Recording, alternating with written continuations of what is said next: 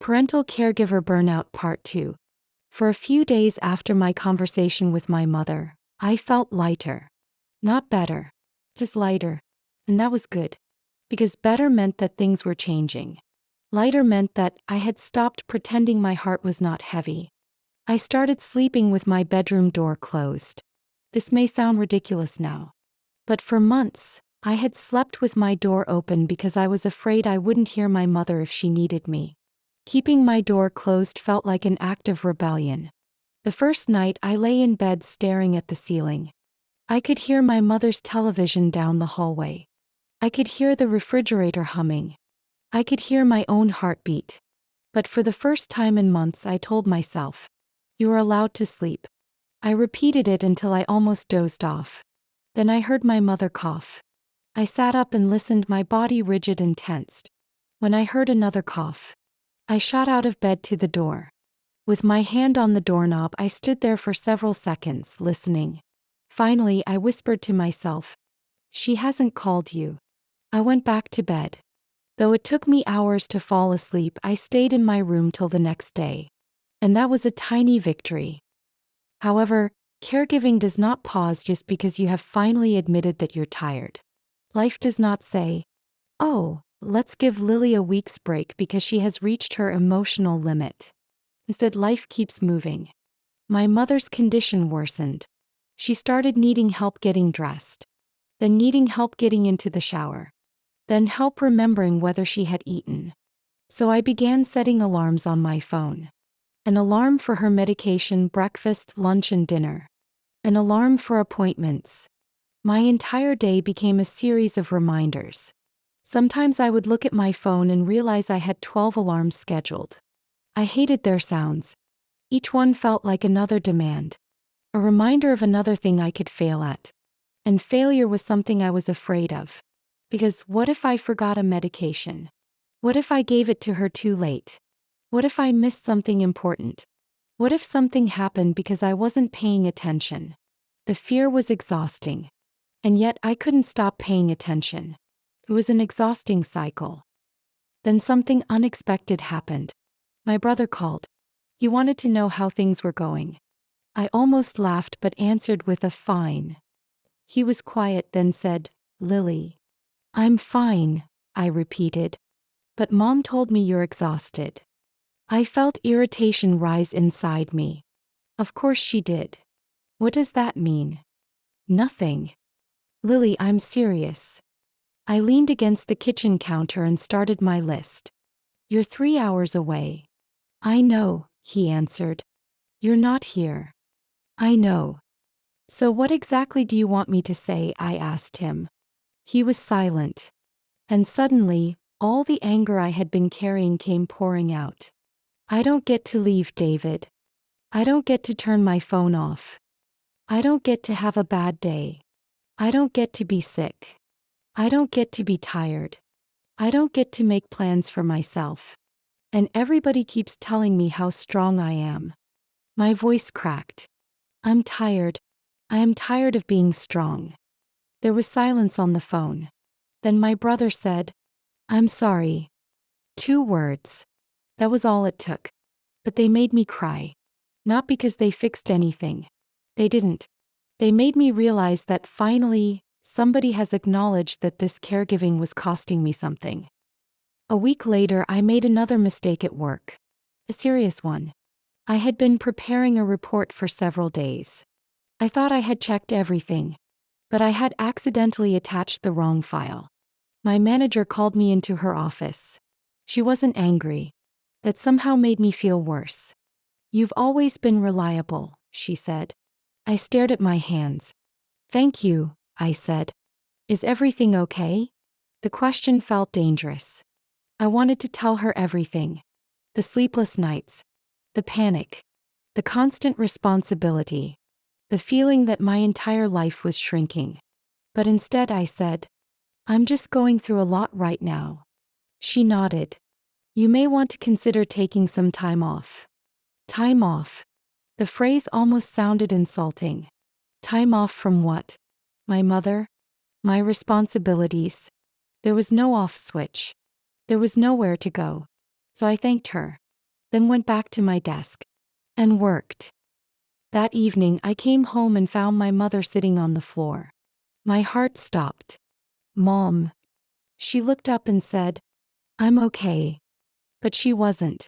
She had fallen while trying to stand. I rushed to her. "Why didn't you call me? I thought I could get up." "Mom." I'm sorry, she kept saying. I froze. Because she looked frightened. Not because of the fall. She seemed frightened of my reaction. I saw the fear in her eyes. And something inside me collapsed. "I'm sorry," I whispered. I helped her onto the couch. Then I walked into the bathroom, closed the door and cried. I was angry. So angry that my hands were shaking. I punched the towel hanging on the wall. Then I slid down onto the floor. And for the first time I said the thing I had been too ashamed to say. "I hate this." I covered my mouth and repeated, "I hate this." Then I cried harder. "I hate what this has done to us." I loved my mother. But I hated caregiving. Both things were true. And one truth could not cancel out the other. That night I researched everything about caregiving online. I read about caregiver burden. It described the physical, emotional, social, and financial strain that can come from caring for someone. I read about compassion fatigue, a phrase that frightened me.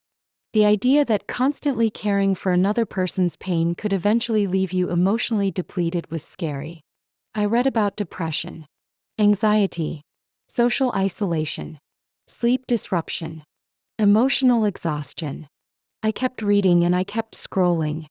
And the more I read, the more I realized that I was not the only one experiencing this. I was just overwhelmed. Yet for months I had treated my exhaustion as a character flaw. I decided to ask for help. And it was one of the hardest things I had ever done. I called my brother. "I need you to come." He didn't ask questions. He just said, "I'll be there Saturday." Then I called my aunt. "I need help." She said she could take Mom to the next appointment. My friend volunteered to bring dinner once a week. My mother's neighbor offered to sit with her for an hour on Wednesday afternoons. None of these things solved everything. But suddenly I had one full hour to myself. Then another. And another. I started going for walks. At first I only walked around the block. Then 2 blocks. Sometimes I sat on a bench and did nothing. Absolutely nothing. I thought about how strange it was that doing nothing felt like an accomplishment. I began seeing a therapist. The first session was uncomfortable. He asked me, "Who are you outside of being your mother's caregiver?" I stared at her and said, "I don't know." She waited. So I tried again. "I'm her daughter." "That's a relationship," she said gently. "That's not your entire identity." She asked me to go home and think about how best to answer the question.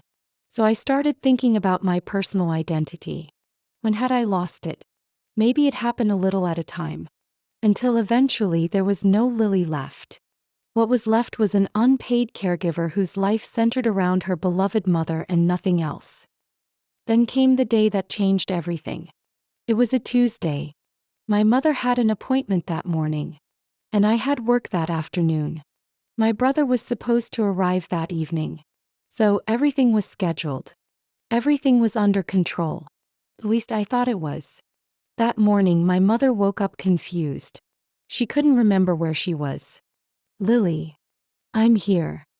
"What day is it?" "It's Tuesday."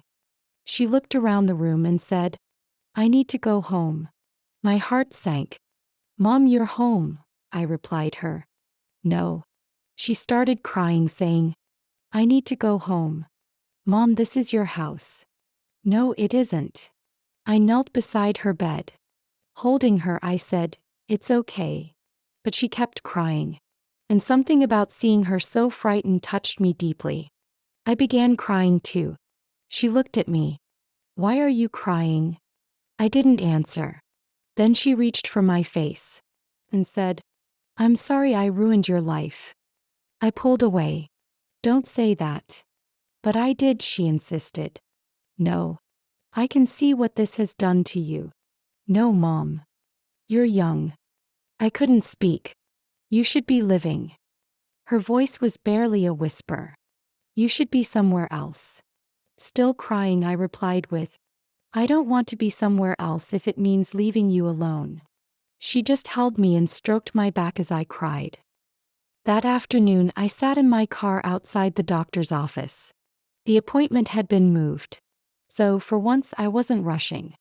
I wasn't solving anything. I wasn't making a phone call. I just sat there. And I realized something terrifying. I didn't know what my life looked like anymore. What if my mother got better? Who would I be? What if she got worse? Who would I become? What if this caregiving lasted another 5 years? Or 10 years? What if I never got my old life back? And then another thought came. Maybe I wasn't supposed to get my old life back. Maybe I had to build a new one. One where my mother mattered. And I mattered too. One where love didn't require self-destruction. One where asking for help wasn't betrayal. One where rest wasn't something I earned only after reaching the edge of collapse. I sat there for almost an hour. Then my phone rang. It was my brother. I'm almost there. I ended the call and looked through the windshield. And for the first time in months, I felt something I hadn't allowed myself to feel. I felt relief. Because I was finally realizing that caregiving could not be a one-person job. I realized that a caregiver also needed support and care. That night, my brother stayed with Mom while I went home alone. I showered and changed into pajamas. I made tea, then I sat on my couch. There were no alarms. No medication schedule. There were no questions. No emergency. Just silence. I expected to feel guilty, but instead I felt exhausted. It was the kind of exhaustion that comes after you've been holding your breath for too long. I closed my eyes. And for the first time in almost a year, I slept. But when I woke up the next morning, there was a missed call from my brother. And a voicemail. His voice sounded different. Serious. Lily, call me as soon as you wake up. So I called immediately. What happened? He didn't answer right away. Then he said, Mom fell again. My heart dropped. Is she okay? She's in the hospital. I stopped breathing. How bad is it? Another silence. Then he said, They found something. I sat down. What? I don't know how to tell you this. And suddenly all the progress I thought I had made, all the boundaries, all the tiny pieces of myself I had begun putting back together, felt as fragile as glass. Because caregiving had just entered a chapter that I never expected. And this time, I wasn't sure my love would be enough to carry me through it. This is the end of part 2. The next part will be posted next week. Kindly subscribe for more real-life stories. Thank you.